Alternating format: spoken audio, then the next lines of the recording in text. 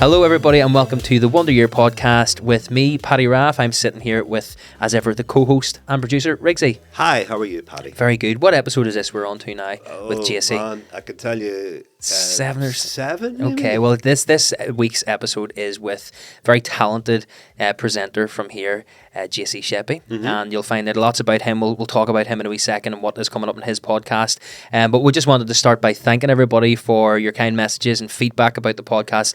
It's been brilliant to hear it, and glad you're enjoying it. Anybody that's listening, lots and lots of people are listening, really blown away. The one thing that I would say is that getting the word out about a podcast, I've discovered, you probably know all about this anyway, but see with all like your socials and stuff, trying to tell people with the little promo videos, they're so sneaky, man. They just know whenever you're trying to promote something, so they don't let you do it. So, wee silly videos from me go flying, and then whenever I'm telling people, listen to the podcast. On my page, and I'm a civilian. I've noticed this even on my Instagram. Anytime I talk about the podcast, and I'm, you're Paddy Raff. I'm just the guy who's putting the podcast out, whatever, working on them. Even whenever I mention them, like no one sees the posts. But what's nice is that it's the organic kind of, when people listen to it, they then tell other people who then say, oh, such and such told me to listen to your podcast, I'm really enjoying it. So it's great to see people are listening to it, but we'd love more people to be listening. So if you're enjoying the podcast, do get the word out, tell people to listen, because we're doing this just, we're not charging anything and we're just having the crack. It's basically charity endeavour, or it counts towards your community service as well, but it's us doing something. Clocks a few hours off for me. For nothing, just to bring a little bit of joy. Having said that, we want to talk about our sponsor, Victoria yes, Square. We are getting sponsored. Well, that's true. We're crying our luck in there. But yes, Victoria Square are our sponsors. We're very grateful for them for coming on board. And they are, as ever, they ask us to talk about the gift card, because I think that's the gift card that keeps on giving, isn't it? There's a wee slogan I'm going to charge Well, it keeps on giving until it runs out. So until you put more money on it. Just to clarify, we're not... it's not endless. Yeah, you just buy it. I've got a gift card. I can have anything. It will eventually run out. Clean out House of Fraser. If you put £100 on it and you spend £100, I mean, that's the end of the gift card. That is it. It's completely worth it. Subject to how much you put on it. Imagine you had £100 to spend at Victoria Square. Whoa, supermarket sweet vibes. Where would you go, Paddy, if I gave you £100 right now? Ooh, in Victoria Square. What would be your first stop? I'm hungry, so Wagamama. Wagamama? Okay. And then things in the cinema. Top Gun. Apparently it's good. Didn't see that one coming. Top Gun, have you heard? It's amazing. Yeah. Apparently it is, yeah. So I'd actually go and see that. So you wouldn't go shopping? No, I'd be straight to the shops. I'd go and see whatever I didn't use. I'd say in the cinema, here, give us that in cash. Somebody got you a gift card? Cash back.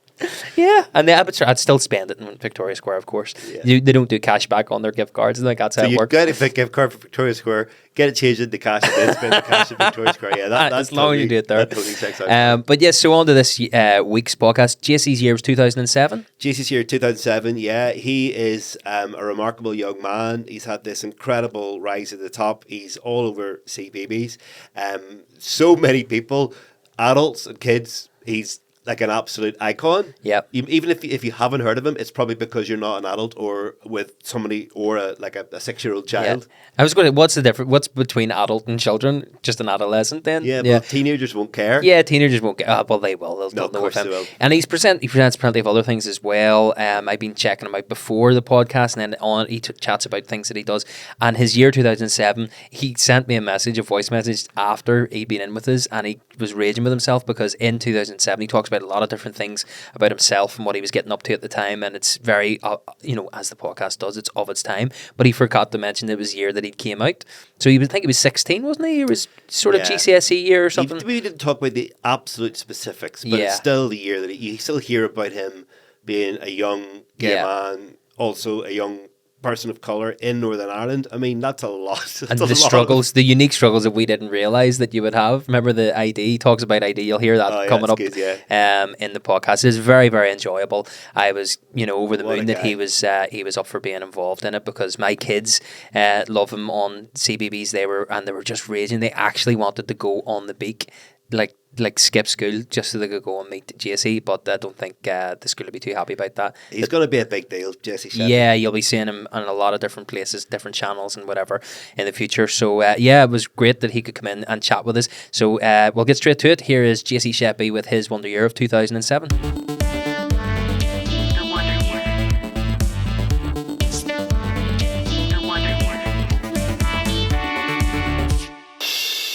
Whenever you asked me to think about a year, I was like, did it do something recent? Did it do something I was too young, too old? So I picked smack bang in the middle. 16, at Fort Hill, doing my GCSEs, ready to leave school.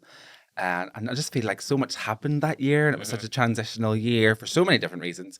I thought, let's go with 2007. That's the year. A happy year. A happy year. Yeah. A mad year, but a happy year. Yeah, because a lot of people do choose that year where they were going, leaving school and, moving on to other things. And maybe at the time you don't realise how formative that's going to be. Yeah. But looking back on it, obviously maybe it was. Is that what you think? Did you change much, or was it just, what? So why did you leave then? You were leaving at GCSE year. Did you plan to do that, or? No, I didn't. So whenever I was in 5th year, I was always into like entertaining and dancing around, and I was the kid growing up dancing to Steps and Spice Girls, and still know the choreography to this day. Same. I was listening to them, but I didn't have the confidence to dance to them. Lies. No, I really didn't. You did. My sister was doing all the dance routines, and I was like sort of chipping in with wee things. Like I would do like a sidestep. Or sorry, I shouldn't have said that. Because I love the music, but I didn't want to do it. So you were just doing all that. Yeah, I was that person growing up. From a very young age, everyone knew what I was going to be, who I was going to be, and at 16, it was the first time I'd started drama in school actually, because I always thought I was going to go down the academic route. I always thought I was maybe going to be a teacher or something like that, and in 5th year, I started drama and stuff, and then I got cast. I was cast as Danny in Grease. Oh well, this changed my life. Brilliant. I was like, this is it. I don't want to do music.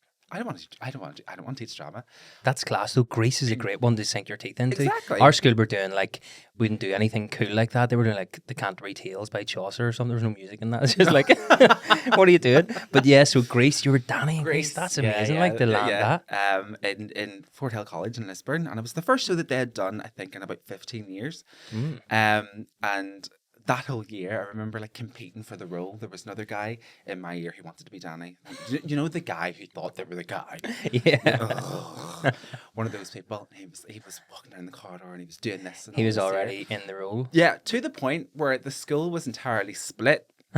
And I had a team of people on my side, and he had a team of people on his side. This is another Grease. This is literally though. And anytime we walked past each other in the corridor, the people were stamping their feet, and they're going. Just as we were walking past each other in the corridor. This is so High School Musical. Literally. So once I got cast as Danny and Grace, I thought I found my thing. That's what it was. I was like, I think I found my thing. And then I did my GCSEs, and after that, I was like, I want to go and do, and I want to entertain. I want to go and do performing arts. So that was probably the most formative thing of that year of 2007, was just me finding that actually this might not need to be a hobby for the rest of my life. Amazing. I could actually do this seriously. So you hadn't done, I think we did drama maybe not from first year, maybe from third, but we'd done drama from fairly early on. Maybe you had to choose it, but so that was pretty much when roundabout you actually did drama the first time and thought you had this outlet, or this thing that you had been doing, the entertaining, there was an outlet for it, and you could actually achieve a grade in it, and there might have been a career. Yeah. So was it a very conscious thing? So you didn't know before doing drama that you wanted to do it as a career, but this kind of hadn't quite. Was always interested in it, but my school was just my school at the time was just late catching up to everything, and didn't introduce it until really late. Didn't introduce the drama club until really late, and then out of that came the play and stuff. So even in school, it was just the after schools drama club. It wasn't GCSE. It wasn't any graded thing or anything like that.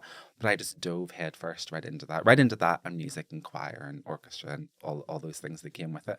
And as I said, once it came to the end of the GCSE year, I was like, I either make a decision now to dive head first into this world, no matter what happens, and all the rejection and the pits that come with it, or I try and study and go down the academic route. Were you good academically? Were you just sort of middle? I kind of dossed about in my final year. Same. You sound very similar. For some reason, my final year, I was just, but it was because I found music and drama. And I was like, I told you, I was like, this is it. Relations of grandeur. I thought, I was kind of the same.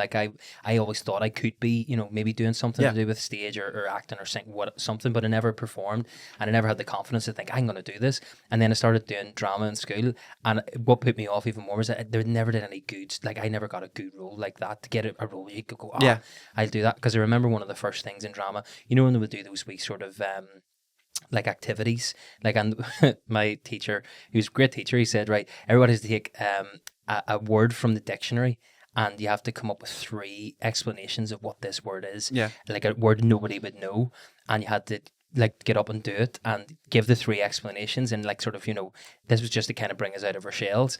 And, you know, they had to guess which is the true explanation. So I picked the word and I was like, oh, this is great. And I was really going to throw myself into this. And this is where I realized maybe I don't have the chops for this. Because I get up and I was like, everybody was doing words that nobody'd heard of. And I get up and I was like, kerosene is an animal. And he was like, can I just stop you there, Paddy? I was like, what's wrong? He's like, I think everybody knows what kerosene is. I never heard of it. I just found it in the dictionary. And then I remember going, I was so cut to the bone. He was like, maybe we'll do you later on. I don't think I got up on stage again after that for a long, because it was just like, my wings were clipped. But how did it go as Danny? Did you nail it? Is there any footage of it? Because this would have been, somebody would have recorded it. Somebody has it somewhere. I don't have any footage of it. My one of my best friends, Melissa, actually sent me a cast photograph of all of us that she found on her like old MySpace or Bebo or something. It would be Bebo 2007. That she sent me a couple of months ago, and for some reason, don't ask me why, for some reason I thought it would be a good idea. I was like, right, what am I doing with my hair? I don't want normal plain hair. So my friend straightened my hair with GHDs. So we did, and I done grease, looking like I was electrocuted. Don't ask me why. Don't put GHDs on curled hair. And in the photo, you just see my hair towering over everybody like this, mortified. But it was a good show. It was a good show. So you couldn't do the Danny sort of, you know, slicking the hair back. A baby? Kind of hair like this? Yeah. No. I'd love to see it. You got to get that footage. And, I need to find it somewhere. Yeah, it'd be great. Because funny, whenever you pick 2007, I try and think, what was I doing in 2007? And like, I was working in a call center, but I just started my first like proper band that went on to be what I did for 12 years, playing in a wedding band. And I went back and found the footage of like 2007, us practicing in the house, really grainy, and you kind of look, you go, how far we've come technologically. Like, we back then seems like ages ago. That's one of the things as well that I always find, is that for people that choose a year in their life, does it feel like ages ago for you? Because how many years ago is it now? 15? 15? Is it 15 years ago? I'm terrible at maths, isn't it? 15 years ago. Does it feel like 15 years ago? It does. And what you've achieved since then? So, you know, you finished school. At what point? Because obviously now you're regular presenter in CBeebies. You're presenting lots of other stuff for mostly BBC, or is it all BBC? Mostly BBC at the minute. At the minute, yeah. So when is that quite a recent thing? Because I know you started as April last year on CBeebies. I was launched and I auditioned in April last year for CBeebies. By the way, what was your band called? The Front. The Front. It sounds a wee bit sort of like, you know, BNP, The Front. And I had her back then, so luckily it didn't look like it was in the BNP back then. But I was clinging on to her. But yeah, we're called The Front. I'm definitely at some stage, I don't want to get too technical, but I'm gonna do a wee bit where I'll put up some of the videos, because we're actually quite good, but it's just very of its time. We might do it, but we'll see. I want to book The Front for my future wedding. We've only finished in like 2019. There you go. Are you getting married now? Is this thing? Is this on our proposal? No. Is your boyfriend going to hear something? No. An exclusive? No. Exclusive on the 1 year. No, yeah, the Front need to come back. Okay, well, definitely we'll reform, especially for you. So yeah, the sort of the timeline, we'll go back to 2007 in a bit, but you know, from then, was it a very gradual thing in terms of were you always acting then and always in productions and looking to do presenting, or did that fall into place in the last couple of years? Yeah, so after I left school, then I went to CERC. I went to Southeastern Regional College in Bangor, and they had a fantastic performing arts course and a fantastic dance course. And I done that and got my diploma. Finished there 2008, 2009. So long ago now. Like met the best people, had the best tutors, namely Sarah Collier, and name drop Sarah Collier. And then after that, I got a couple of professional jobs. You know, one was like touring with a little group of performers, and we kind of went around hotels and done like different shows and things like that. Like at the time, like High School Musical was huge, so we were touring with that around Ireland and stuff. High School, you should have just autobiographically writ the story of you and the rival over Danny Zuko's role. It's perfect. It's like West Side Story, walking down the corridor. That's literally what it was like. So I'd done that, and then I taught quite a lot. Started my own sort of cross community group. Knocked the mic. Started my own cross community group in Lisburn, and the reason why I wanted to do that was because whenever it comes to like drama, music, and all that stuff, it's expensive. Mm-hmm. And it's expensive to parents. So I wanted to start something in my community where people who maybe couldn't afford professional singing lessons or music lessons or dance lessons or anything like that at £30 or £40 a pop, where we could just all meet once a week and kind of just teach them what I knew at that time. Brilliant. So I've done that for years, and then just done a lot of freelance work with the council and stuff, and then all of that kind of led, you know what it's like in this industry, you know, it's not like that. All of doing all those things over the past couple of years has kind of led to CBeebies seeing me. Went away to work for Disney as well, which was fun. Oh, that was amazing. What do you mean, like, sort of in what capacity? Were you the guy at, like, not like work at Disney store, greeting people as walk in? Actual Disney. Yeah. I've done Disney Cruise Line. Oh, right, very good. I went to Disney Cruise Line 2016, Disneyland Paris 2017. And at that time, I knew I had done everything that I wanted to do in Northern Ireland at that time, and I was like, right, what's next? I need to get away. I want to travel. I want to work abroad, and that was it. And then once I came back, I was like, right, I've always wanted to do TV presenting. If I don't at least dip my toe in the water now and kind of put it out into the world and manifest it, I never will. And I was approaching 30, so that's whenever I made the leap. Class. Yeah, very good. I always think that. Now, this is something let's turn the cameras off and talk about this and hatch a plan. But I think there should be regional kids TV. Do you know what I mean? Like, it's all good. There is in Scotland. I thought you were going to say Stormont is a bit like that at times. But there maybe there is in Scotland, but I've never. But I think we should have our own regional kind of, I absolutely think that too. CBeebies NI. But yeah, I think it would work. Like, just like even, and it doesn't matter that, like, it would just to have, like, but I think CBeebies is quite good at that in terms of a lot of different children, you know, with different voices, even like disabilities and stuff like that. They've always had a good remit for that kind of thing. To the point where, like, even whenever, like, when my son sees presenters, you know, like, who are different, you know, ones with disabilities and stuff, they don't even make a comment. But back when we were kids, if you'd have saw a child on TV, you know, you'd have been like, what the hell? What's this all about? And I love that the younger generation, older ones are like, God, you know, ticking the box. Like, no, kids now go, that's so normal. So I love that. But I think that, you know, regional, maybe that's going against the grain. Then you're making it too, I think we would have some fun here with regional kids TV. Yeah, there definitely needs to be a lot more output. In all formats and all genres. And stuff as well. And there's definitely been strides in the past couple of years, even in the years since I've been in the BBC, for a lot more regional content.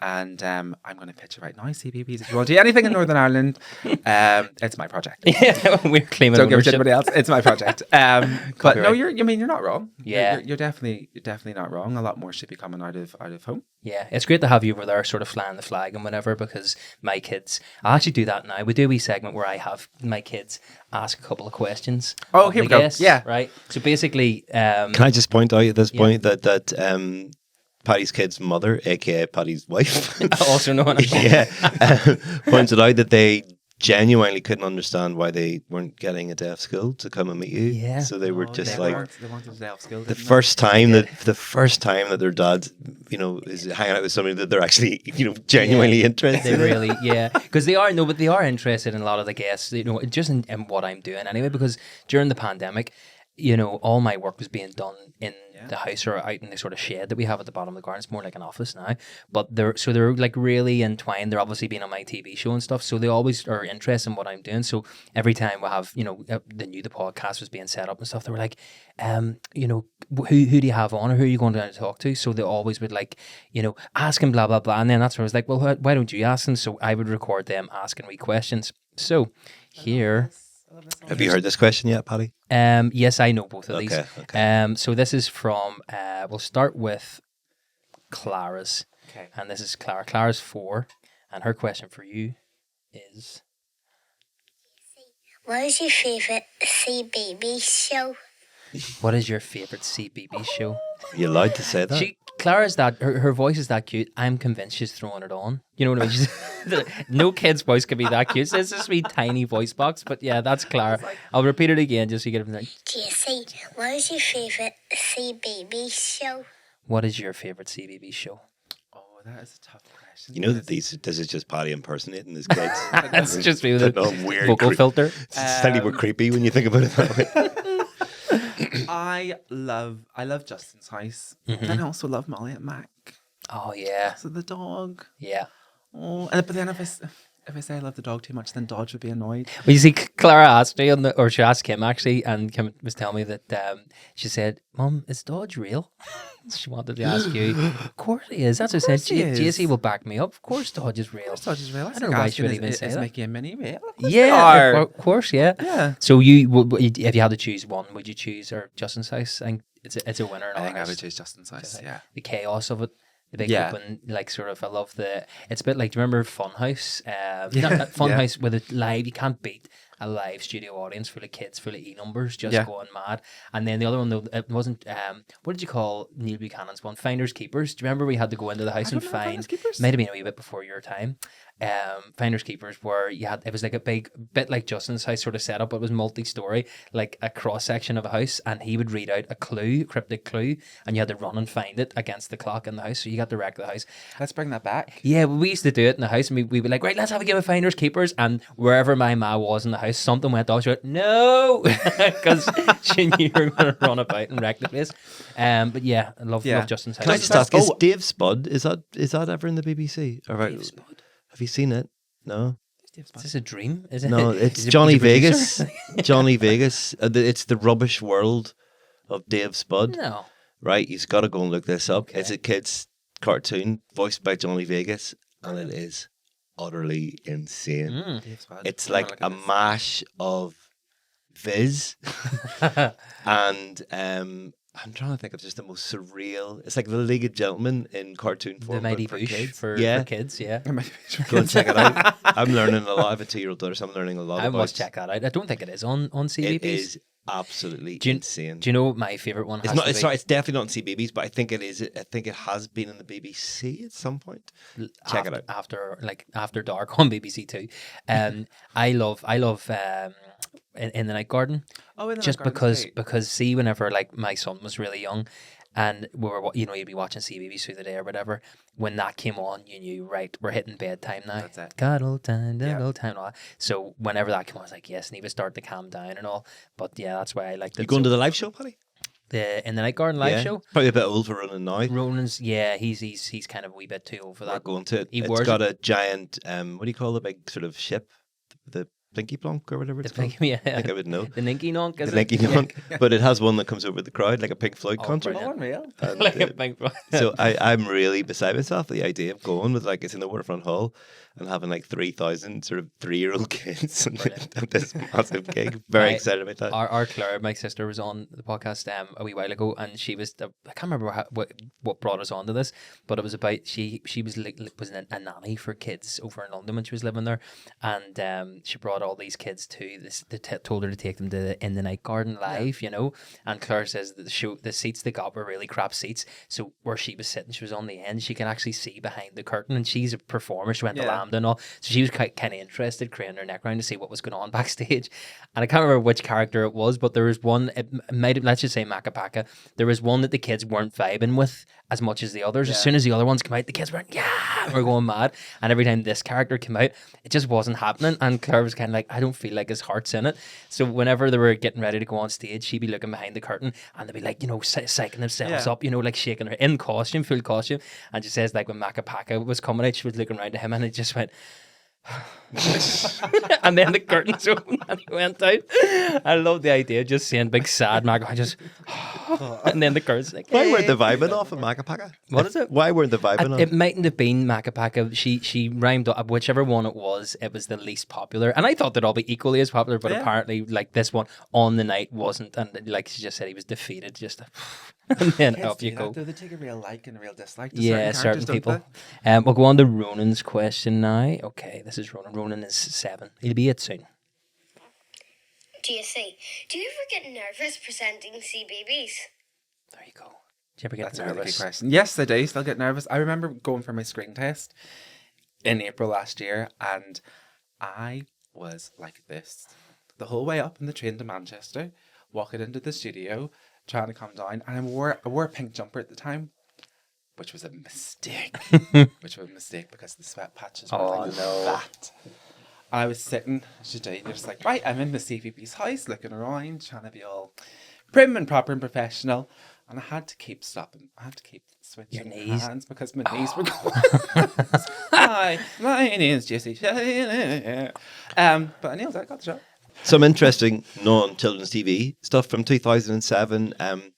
Smoking ban in the pub, which is Remember that? crazy to think. First of all, whenever that was announced that it was going to happen, I didn't think that anyone would pay any attention. So to did it. I. Yeah. I was the exact same. I thought that the smoking ban was going to be like these things that applied in certain places, but like not in, like, say, I'm from West Belfast. I thought it was one of them things where they give it like wearing seatbelts or child labour or something like that, or it'd be like no, yo ho, right, we'll stay here. There's the police, stick your seatbelt on, or. I thought Put the the same fag thing out. because I might have started that dirty habit whenever in 2007. Oh, 2007 was a mad year, actually. Yeah, the whole change. Did it not kill it off for you though? Did you not find? Because I would have been.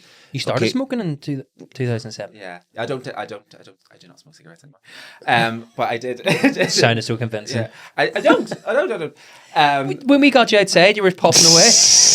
He really, as somebody, he really was not. He was actually walking around lecturing people who were smoking and telling them that's that it, exactly. what he was doing was That's the opposite. That's exactly what I was doing. But I remember 2007 was also the first time I went to a nightclub. And I feel like I was a late bloomer because obviously I can't just rock up and borrow just anybody's ID.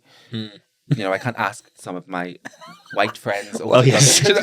He's looking at me like, why? You could have just said the exposure on the picture was all wrong that day. It was overexposed. That's amazing. The penny didn't drop there at all. But yes, that's reasonable. So I had to go to the one club where I knew the bouncer, which was Chester's and Moira. Did anybody ever go to Chester's? I remember people talking about Chester's. From some of my friends from school lived out that direction, and Chester's was big. Iconic. Saturday nights with Sonia Mack. Right? That was it.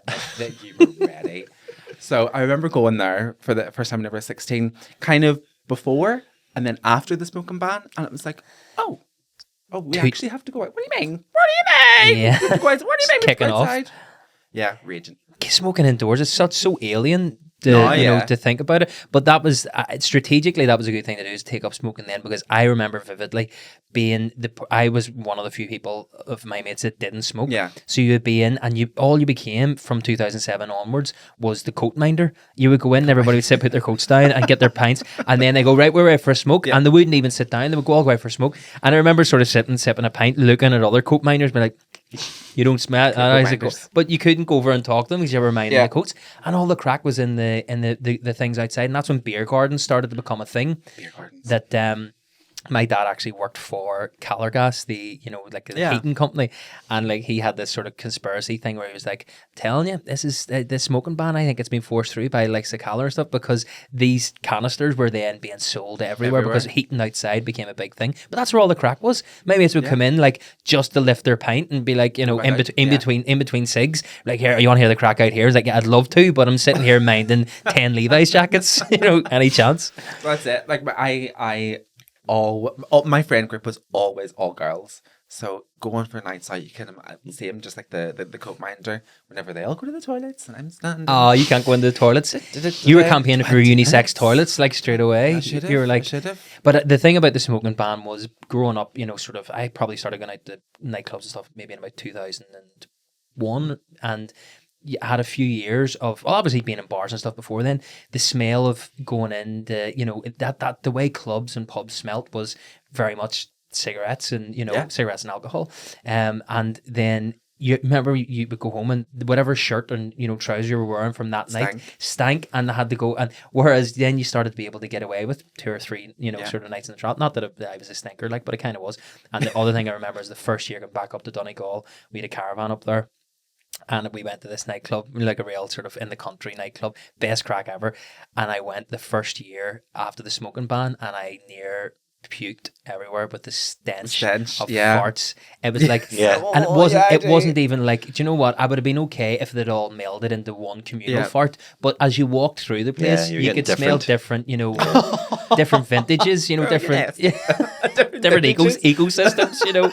It was like it wasn't great, but we all got used to it. And a slight point before I move on, that it always about the smoking ban was that whenever they talked about COVID and the measures for COVID, which nobody liked, you know, but you had people really losing their shit over it. It's like, you know, this is an infringement upon our human rights. How dare they make us wear masks? This is blah blah blah. And so, okay, do you remember the smoking ban? Yeah. Do you remember how everybody was allowed to smoke indoors, and then they went, but this is harming people's health, so for health reasons we're going to make you smoke outside. We all got used to that, and that was worse. Making people smoke outside the butt in, you know, gale force 10 conditions was a lot more than saying, can you put a wee bit of cloth in your face? Not that always went. It's like we have been through this, and we all got used to it. There you go. Should have employed me, Department of Health, to get the message out there. I'm just still blown away by people talk about, you know, the struggles that people of colour face, and it's just occurred to me that you know, Gyasi maybe being one of the very few people of colour in your friend group, the real challenge for you was you didn't have ready access to fake IDs. No, I didn't.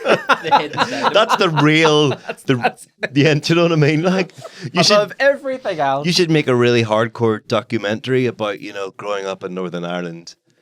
None of my friends. I couldn't get into nightclubs.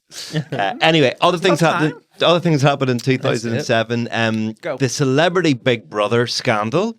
Jade Goody, God rest her soul. Danielle Lloyd and Joe O'Meara. Who was Joe O'Meara? Was she in a S-Club 7? We talked about Joe O'Meara, or we talked about S-Club 7 quite a lot in this podcast, but not Joe. Joe was the blonde one. Yeah. Oh, she was Joe. I'm just okay. Yeah. So Joe from S-Club 7. So that was Shilpa Shetty was a Bollywood actor who came on Celebrity Big Brother. I remember this. And it would not be tolerated now. My goodness. How long it was left to go on for? Because it was over days. It was broadcast. It was broadcast in the first place. You know, it was they chose to allow it to be broadcast. So they were kind of racially abusing her in a increasingly less subtle manner until all hell broke loose. Yeah. What are your memories of that?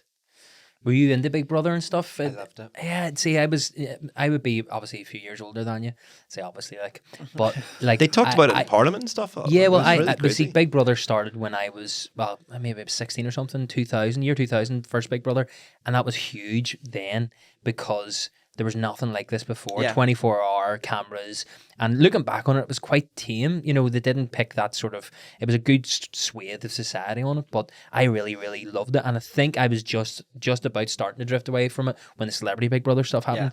Were you mad into that then? Was that like all the stuff you talked about in school? I was addicted. I mean, I don't think Big Brother got better. Maybe a little bit controversial. I don't think Big Brother got better after Channel 4. That was the original channel, wasn't it? Yeah. And after Davina, I don't think it got better. I think that Celebrity Big Brother thing was maybe Channel 5 at that point. The one that we're talking about. No, it was still on 4. I'm nearly 100% sure that was still on 4. It would have been probably a few years after that because that kind of damaged the brand. I think that it moved to Channel 5. Massively damaged it. Torpedoed that whole thing. I remember it so vividly. Yeah. And I loved Shilpa. I thought she was great looking. And then I think that it was at what point did you clock on yourself when that's not on, you know, the way they're treating her, and when did it overstep that line? Because Jade was huge. Yeah. And then she had this massive career, overnight career, and all this money and perfumes and makeup lines and everything. And then went on to Big Brother, said what she says, I'm not gonna repeat, called her that name.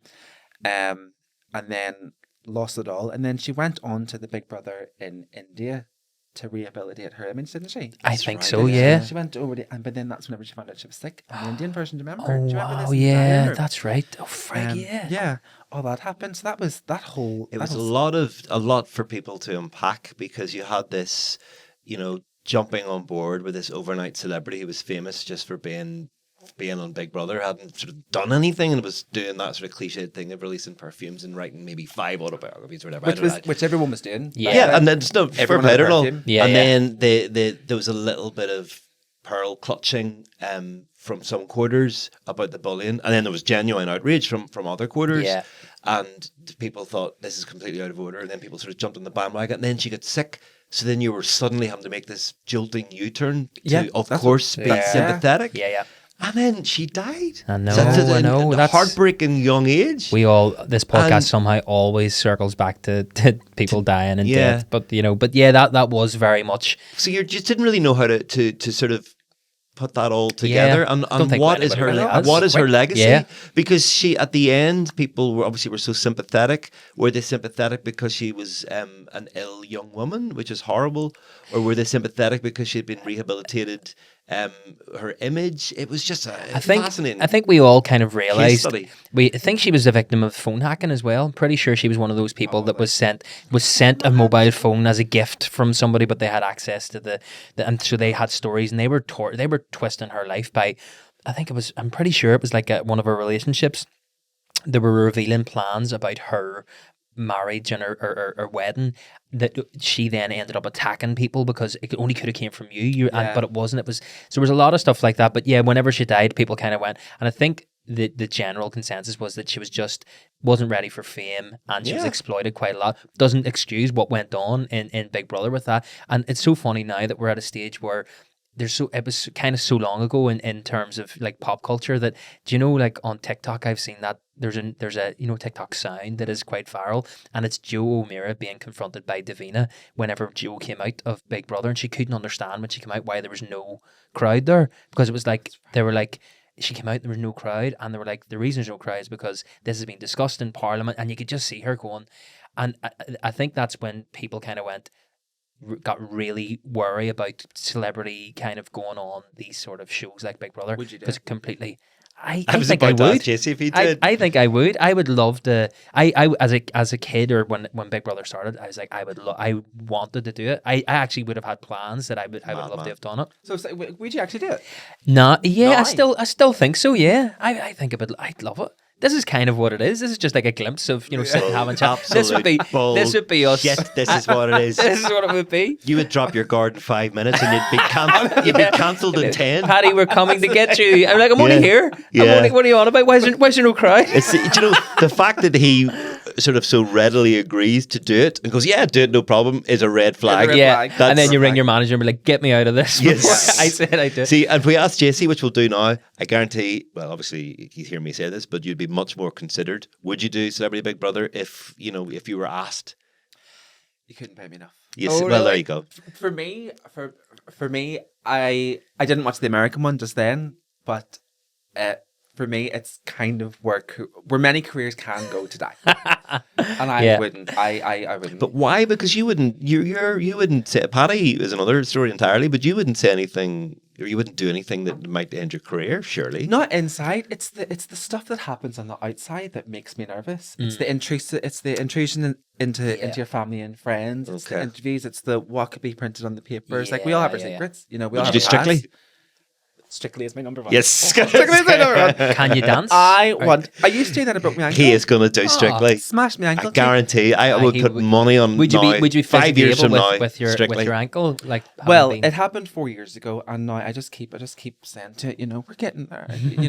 What happened? for Strictly? I Night went, out or went something? over and then walked on a dislocation, and then I had to Jesus. get 2 operations and 11 pins and screws. But I mean, like I'm running and stuff. There's now, your so story. there's There's no your reason why. backstory. Yeah, that's your Huh? backstory for. I can Strictly. hear the chasing cars playing. Ding ding This ding is ding it. ding ding. Yeah. I've got 11 pins on my ankle. They said Yeah. I could never dance. Ding ding ding Yeah, ding. and then ding. you- If you- I you just Jesus. lay, and then They he's can play- spinning around. They can play that whenever I'm lifting the glitter balls. Yeah, Exactly. So they can. See, I would love to have done Strictly, but similar kind of thing. I did my knee about 2016, totally wrecked it, and like it's nowhere near going. It's never going to get to that stage because I used to do ballroom dancing as a kid. I was forced into doing it because my sister Claire's 2 years older than me. She wanted to do it. And she needed somebody to, go with her. Yeah. And my granda was an All-Ireland champion ballroom dancer in the Unreal. 40s. Yeah. And I remember going to North Street just behind here, Clark's dance studio with my sister. Clark's, I hated yeah. it because I had to dance with my sister and we hated each other at the best of times when we were kids, and I had to do the fucking paso doble with her. I was like could not. I just did not She wanna was go. leading as well. Yeah, no, I was the girl in the thing. But I remember, funny enough, that going to it and hating it, and then one day, the guy that ran it, his name is Alan Clark. He knew, he could see that I wasn't enjoying it, and I just remember I'd love to see a picture of him. He'd slick back hair, and he was brilliant dancer. He was sort of the champion dancer that started the studio. I think it's still there, and basically he called me over. He was like, what's wrong? I was like, he'd have my dance with sister, and I says, come here, did I show you something? He took me over, and there was this massive picture, and the building was quite sort of 1920s anyway. It was an old kind of building, massive picture of a big ballroom dancing competition, and in the middle of the floor, he says, that's your granda, and it was a picture of my granda in the middle of the floor dancing with wait to hear, shock of shocks, his dad, Cecil Clark, 2 guys dancing.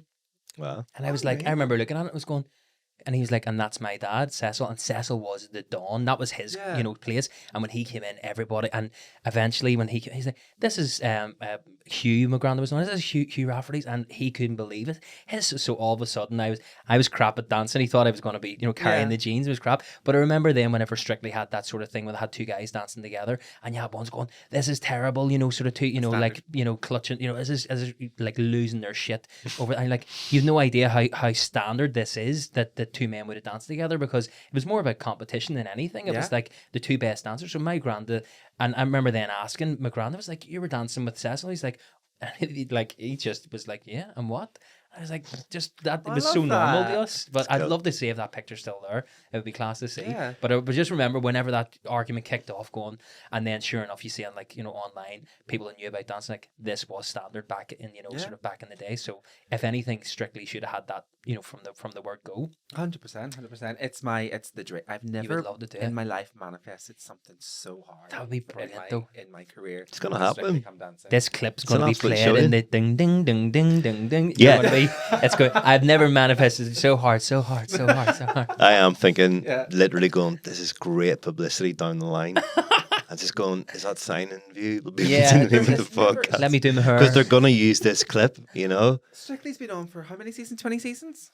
20, but maybe. They have, like, never had a meal from Northern Ireland. Respectfully, Gyasi, you're not that far off, because there are 10 people. You don't need to be that famous. So you're already probably about sort of 60-70% of the level of fame. I'm being completely honest here. You know what I mean? I think listen, to be 60 or 70% towards being on Strictly, I think it's a compliment. I mean, you're nearly there. Absolutely.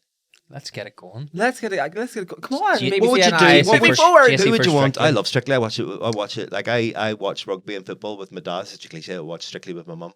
Who would you dance with? Who would you like to dance with? Would you like to dance with a man, or would you prefer to dance with a woman? Either or. Who would you like to out of the celebrity? Whenever somebody asked me that question before, I was just like, I would dance with. I want my partner to be female so that I can like do all the blah blah blah. Mm-hmm. But then that was before watching John and Joanna's last year, and I was like, actually, it doesn't matter because I'll do it with both. People did forget pretty fast that it was 2 guys, didn't they? It was kind of sort of proved a lot of points. That's the thing. No one. It just became 2 people that were, it was just part of the show. But because of that thing, the curse of the Strictly, sort of thing where you end up getting with your partner, like you might have to dance with a woman. You have to go traditional for untraditional reasons. Exactly. There's a reason behind it. I would have wanted it to be Odie, but she's left now. Oh, yeah, okay. Yeah. And what type of, what do you think would be your, what do they call forte? it? No, the week where you get to do, whenever. Couple's choice? Yeah, Bill Bailey did like Sugar Hill Gang and stuff. Oh, like your couple's song? choice, yeah. What would you think you'd do? Ooh. We have to get back talking about 2010. We'll do it in a second, but just what would be the track, or what would be the sort of curveball that you would throw to the Strictly audience? Is there anything you can dance to really well at the minute that you just think that would be your thing to go to? That's a bit mad. Like even on a night out? Anything MJ or Beyonce. MJ or Beyonce? We can't do Michael Jackson and Strictly anymore. No. Maybe not. I bet you can't. I don't even play Michael Jackson on DJing anymore. So I was so paranoid about people coming up to me and shouting at me. I played the Jackson 5 once, and somebody came up and shouted at me for playing. It's like the Jackson 5? He's like 9. Yeah, I know. That's actually true. I want you back. It's like, I can't play that. It's Michael Jackson. It's going, but he's like, what? losing all that music. I have I have like my whole like Strictly journey in my head. So I'm not gonna give away any secrets. So funny, man. I actually have. I wrote down like a little Strictly playlist and everything. For like, I know what I want to do on Halloween week. I know what song. You thought of I know what everything. makeup. This does not Yeah. surprise me. That's why I asked you. It doesn't surprise me in the slightest. But I'm You're not gonna give just it away. you are built for Strictly. Have you stood in the mirror and practiced getting the scores? You know, like sort of, you know. I thought. Yeah, I practiced them. I practiced the the red light moment where Do you your you've absolutely smashed it, and you know you're going to get a 10 from Craig, but you're pretending that You don't and know you're- what's going to come yet. Yeah, and you sort of know. What's- And so it goes, Craig Rebelhorn, 10. What What's way your do you go? reaction? 10. Oh, you knew. Right. You were taking it. I'm only joking. And then all of a sudden, people are like, so not making that face. your man so getting voted off. JC's up himself. He knew rightly. Exactly. Straight- I would be straight into the cancelled dance so off. quick. Yeah. I'd be out and follow me if I pulled a face like that.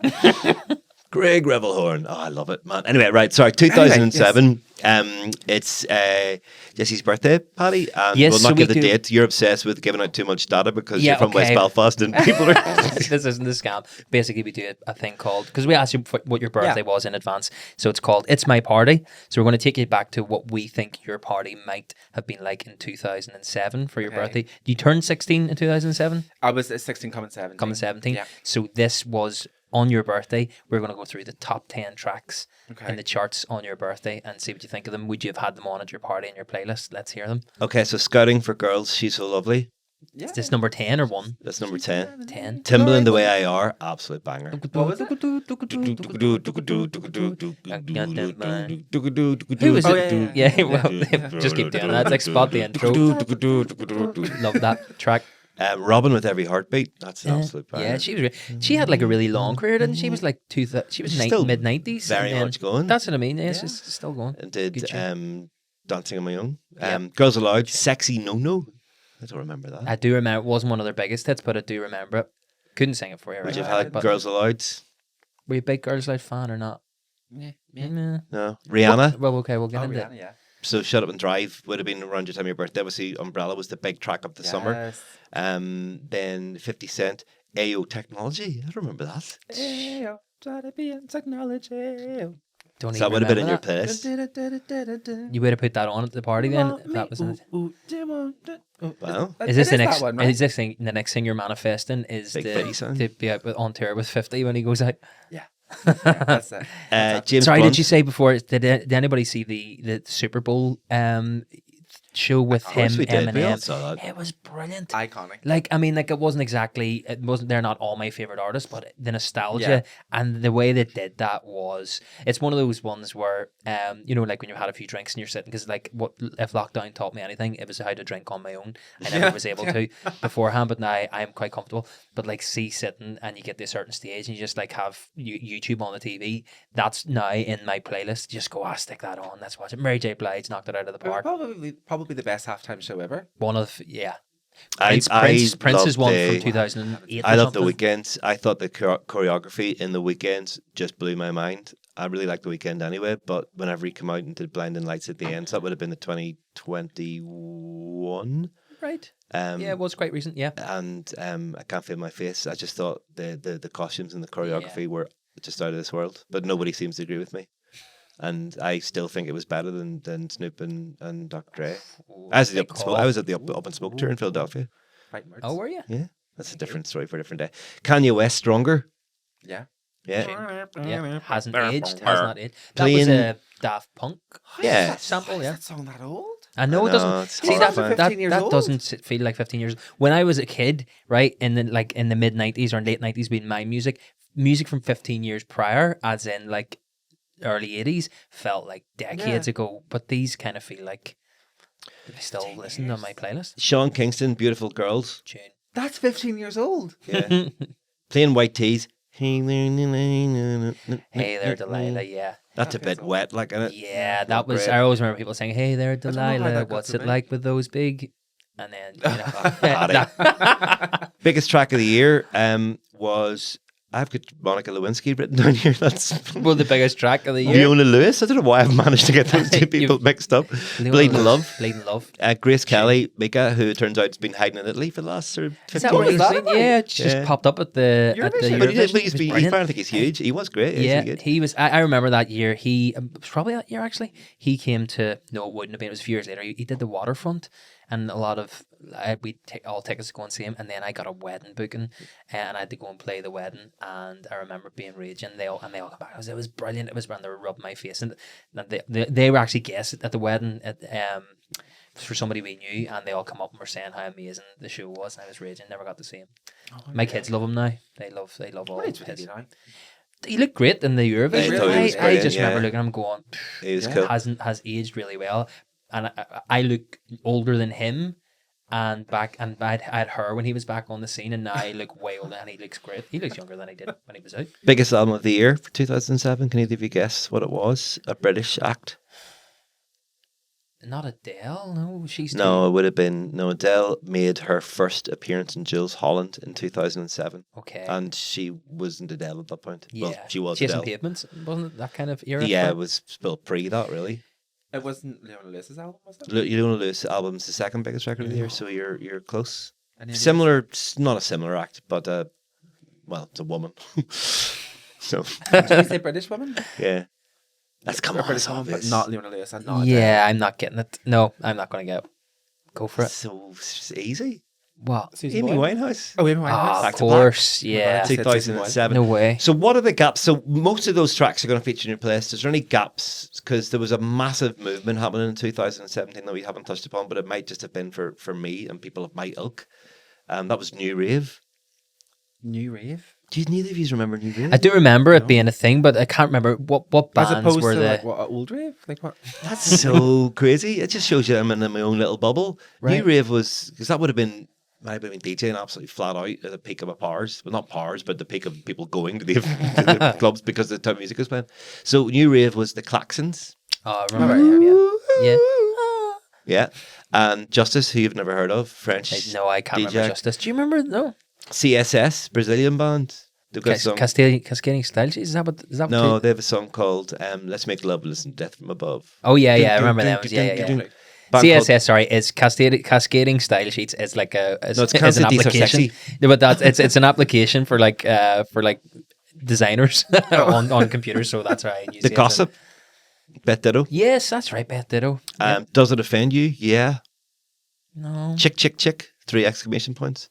See, these are all bands that weren't necessarily massive, but there was this massive alternative scene in 2007 that was such a big deal in my world, but I can't believe Gyasi just didn't register with you at all. They sound like... It was a reinvention of fashion as well. It was all big, bright neon colours, wearing, like, the sort of Kanye West shades. Yeah, I remember all that time, and a lot of people wearing really bold makeup and guys having colour in their hair and big long vest or t-shirts that were like luminous orange or yellow, and going to see bands like the Klaxons. And those bands that you rhymed off there sounded like the questions, the hint questions when you're trying to get into Hotmail.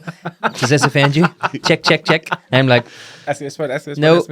What was your mother's maiden name? Was that a band? So all of that passed you by then, Gyasi. I was too busy in Chester's on a Saturday night with Sonia Mac. Wearing skinny ties and waistcoats. What were you the done skinny ties? Yeah, all that crap. Thin waistcoat, thin tie. Yeah. What were the songs that you were, bopping out to then? I suppose bopping out to. What were you bopping out to, Gyasi? Yeah, with your spats on and no shade to Sonia, no shade. But it was the same playlist every single Saturday night. But that's why you went. Exactly, that's why we went to the point where we all knew the order of the what's songs. coming up next. So we knew when we could go outside for a smoke, or we knew we can go to the bar because we knew what song was coming next. Like it was Pussycat Dolls, Cascada. Mm-hmm. Cascada was huge between 2004 and 2007. Was she Murder on the Dance Floor? Yeah. Evacuate the dance floor. I remember when the pandemic came out and they were doing vaccinations in nightclubs and stuff, and somebody put up "Vaccinate the dance floor." Vaccinate the dance floor. See, that's what I was doing. I missed New Rave because I was too busy at Sonia Mac. Did you go up? It was really not cool. Like, I'm trying to make it sound like it's this cool underground thing. It was really not cool. It was pretty naff. And was it like the Yeah when all were big then, or was there a wee bit earlier than that? No, the Yeah wouldn't have been New Rave. The Yeah had that remix, track remix, which would have fallen in that bracket. But no, Yeah would have been a few years previous. It would have broken. But anyway, movies you might have been watching at the end of the top 10 movies. Well, the likes of Juno Knocked Up and Superbad all came out in 2007. They all sound like, they all in my head are the same film. Yeah, yeah, they were very Juno's similar. 15 years old? Yeah, Juno Knocked Up Superbad. Biggest film of the year, Spider-Man 3, Shrek the Third as well, Transformers is in there, Ratatouille, I Am Legend, and the Simpsons movie at number 10. What a disappointment that was. It wasn't great. Yeah. It was okay. Films but... of TV shows are never good. And that's what happened then. The TV series really suffered because they took a core group of like their best writers to go and write the film and brought in other writers to replace them. And apparently that's where a lot of, Simpsons buffs and fans would be like, it all kind of fell apart from then on because they kind of messed with the alchemy of it. But here, what about, so we've done the top 10 at Gyasi's party. What is his gift? So what was the big gift between the two biggest sort of gifts if you had a wealthy pal who was treating you. So you can choose. They've got either one of these newfangled, and you'll be one of the first people in the world to own an iPhone. iPhone's only being released in the States. It'll probably be an import iPhone in 2007. You might think that iPhones weren't about in 2007. Yeah, YouTube's really new as well. Yeah, I don't think YouTube was about in 2007. This is the thing. We talk about YouTube all the time, between me and my friends. Had we have had the hindsight whenever we were actually on it watching rubbish between, me and during school between 2002 2007, had we have had the hindsight to know if we actually start putting videos up of ourselves doing stupid stuff, we could be sitting here multi-millionaires. I know. It's mad. Yeah. It was very much. It felt like a filing system for people. People were putting things on YouTube. It was like like recordings off the TV or something like that, and it was like as opposed to people actually creating. So the people who got really big and made careers out of that spotted that and were putting content of themselves on it. Stuff like you say that would have seemed really stupid at the time. It had to be that sort of. It was like it had to be really formed content, like as in present it, almost just like TV but on YouTube. But now people have totally shattered that by doing all sorts of stupid stuff and putting it up, and you can make a big career out of it. You can have either an iPhone or a Nintendo Wii, both brand new to 2007, pretty much. So which would you in 2007 at your party? Somebody rock out an iPhone or a gaming system that you can play physically with your mates? Which would you rather have? iPhone. Really? Yeah. I thought there's a chance that Gyasi's so social. Yeah, it's hard the to see first past one that. ever. Yeah, That would have been like the talk of the place if you had an iPhone. Yeah, see, that's why. I had at that time 2007. I'd moved to my second. So I worked in a call center after I left school, and then became like a trainer in the call center and loved it. That was like kind of a real career path for me because in Belfast. Yeah, it was kind of like just that. What call center? The one on Boucher Road, HCL. Was the first one I was in. I don't Converges for like Converges. No, I knew of that one. Never worked in there. But then what PTSD from working? I know a lot of people do. they do get slagged quite a bit. I don't fit it here. But they actually sponsor us. If guys shout out to Converges, I'm only joking. Could you imagine? So I moved. So I was in one for 4 years as a trainer, and then in 2007 moved to the second place, and I got like I remember they gave me, there was a lot more money involved in this place, and they gave me a mobile phone. It was my first sort of smart-ish phone. It wasn't a proper smartphone, and I was supposed to get an iPhone basically at one stage. It would have been early 2008, but they gave me this kind of one, and I remember they were like, make sure you don't break that or whatever. This is the company phone. Yeah. And I had class games. The Worms, you ever remember Worms? The game Worms, loved that. Was addicted to that. And I remember if I ever drop something, I've got quite quick reflexes. I'll break its fall with my foot, so I very rarely smash a phone or whatever. And I remember getting into the lift and I was hungover and I dropped the phone as the lift opened and I went to break the fall with my foot and I volleyed the phone into the lift and smashed it. And my boss was just standing there. This phone did it when he gave me like 2 weeks before, and I just volleyed it into the lift and he just and it smashed everywhere. And I remember just going, stop doing that. Stop trying to break phones falls with your feet, volley it into the lift. But I got an iPhone then. The next year, so in 2009, that was quite early for iPhones. Yeah. I think I still have it. I use it, like as a prop in videos and stuff.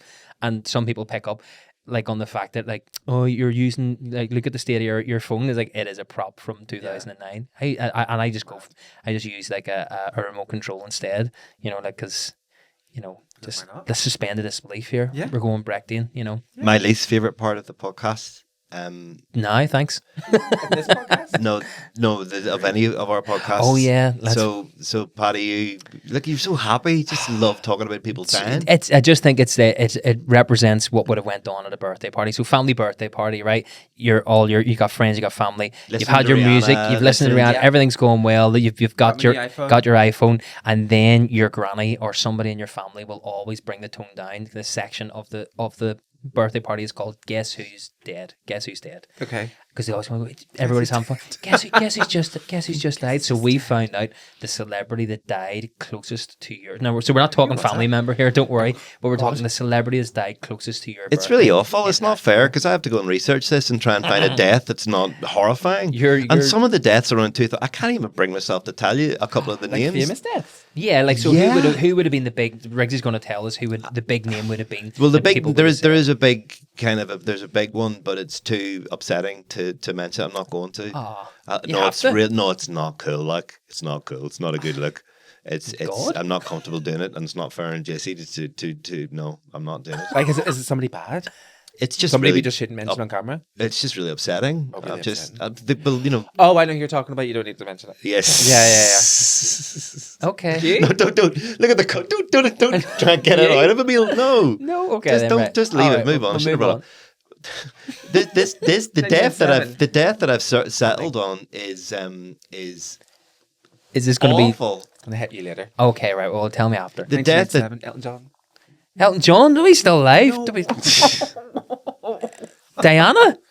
Candle in the Wind? We're talking about 2007. Yeah, okay. Why am I saying 1997? Why am I saying 1997? He's thinking of 97. Anyway, You're one of the years 2007. The death that's closest, and then look, why have you got a smile on your face, buddy? You just absolutely give it to me. I'm not smiling about that. Sorry. This is an awful, appalling death. Chris Benoit, the wrestler. Yes. That's a double murder suicide. One of the most tragic. So Chris Benoit, right. Well, it was him and his family, his wife and his kid all died in tragic circumstances. Murder suicide.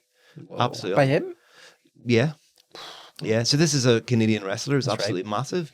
Really, really devastating, and I would like to propose that we stop this part of the. Yeah, I don't think. Let's move past it by just saying that I don't think your granny would have known who Chris Benoit was. She wouldn't have come in and went, "Do you remember Chris Benoit?" So it wouldn't have been said. Thank God. Okay, so Did you hear about that wrestler? So we're back after the cut that I just made in the podcast. The section of the show is Guess Who's Died, and it just was too upsetting. The one that we recorded, and so we've cut it out. So here we are back.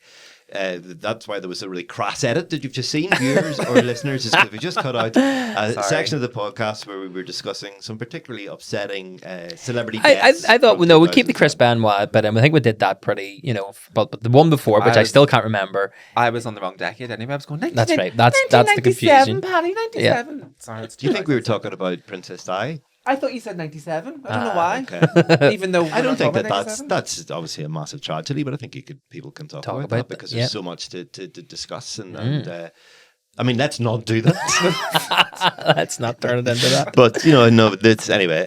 So yeah, on that bombshell, I like to conclude just for my own reference. I think 2007 was a very interesting year musically. There's a lot going on. All that new rave stuff that I mentioned. Radiohead had a great record out as well. We didn't mention any of the TV. First episodes of Mad Men, The Big Bang Theory, Gossip Girl, Skins, which was a big part of the new rave culture as well. Yeah. Flight of the Conchords, which I love. Which of those shows would you miss the most if they hadn't have came along in 2007, Gyasi? Oh, XOXO, Gossip Girl. Did you love Gossip Girl? Yeah. Skins was iconic as well. Mm-hmm.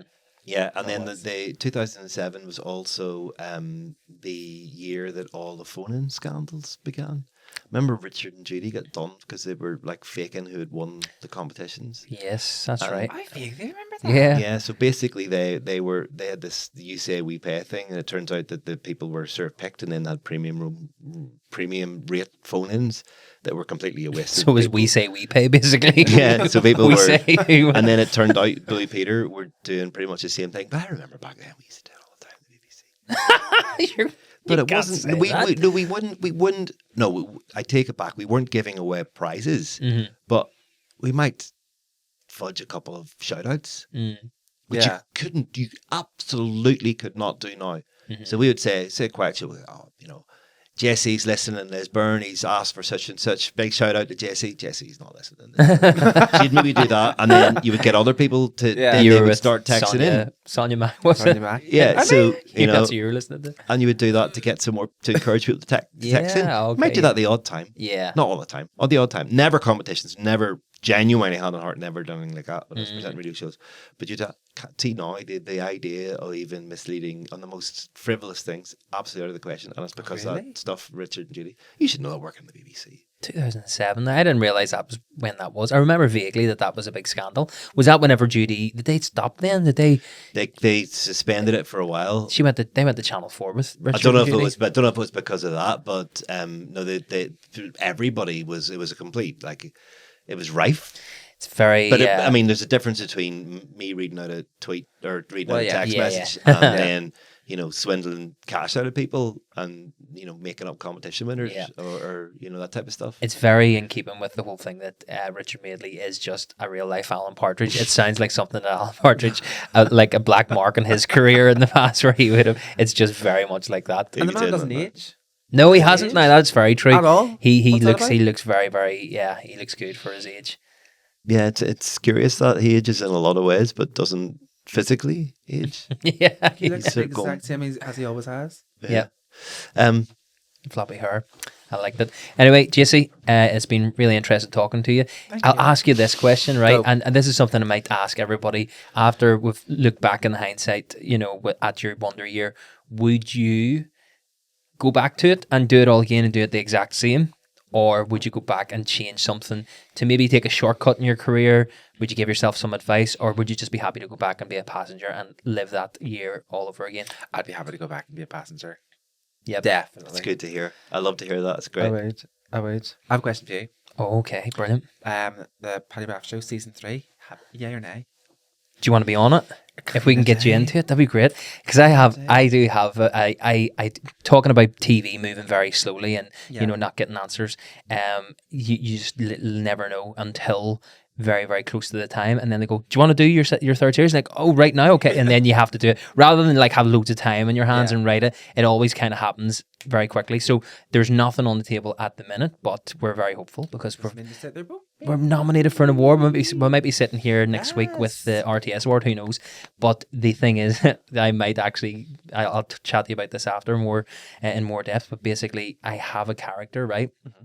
Who's a kids TV presenter, but he's basically trying to influence people to buy things on the side that he shouldn't be. Love that. So he's trying to sell things and he's they're having words with him. So it's he's like life insurance or something shit love like that. So as he's being really hey kids, how's it going? Now, have you ever asked your mother and father about their Yes. What happens when mommy and daddy dies? Well, there's certain funeral plans, Duke, and they're like, well, what's he doing? He's being influenced behind the scenes, so yeah, we could talk about that. That'd be great to just have you sort of looking going to see. But yeah, that'd be class actually. Cool. We cameo sorted out. That'd be lovely. Yeah, excellent. Well, here, thanks very much for coming in.